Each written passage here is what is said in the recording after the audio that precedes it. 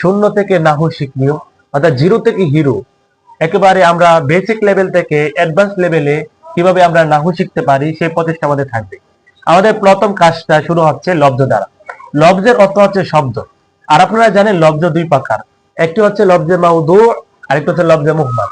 লব্ধে মাউদু অর্থাৎ যে শব্দের অর্থ আছে এটাকে বলে মাউদু, অর্থবোধক। আর যে শব্দের কোনো অর্থ নাই সেটাকে বলে মুহমাল, অর্থহীন।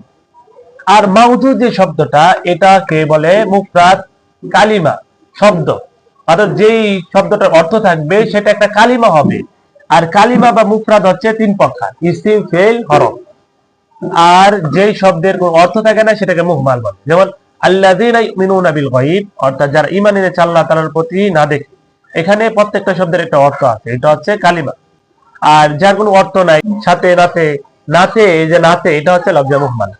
এখন এই তিনটার মধ্যে, এই তিনটার পরিচয়, ইসিম, ফেল, হরফের পরিচয় হচ্ছে যে কালিমা নিজের অর্থ নিজেই প্রকাশ করতে পারে, তিন কালের কোনো কালের সাথে মিলে না, তাকে ইসিম বলে। আর যখন যে কালিমা নিজের অর্থ নিজে প্রকাশ করার ক্ষেত্রে অন্য কোনো কালের সাথে মিলে, তখন তাকে সেটা ফেল বলে। আশা করি আপনারা প্রথম ক্লাসটা শিখতে পেরেছেন। আল্লাহ তাআলা আমাদেরকে পরবর্তী ক্লাসগুলো করার তৌফিক দান করেন।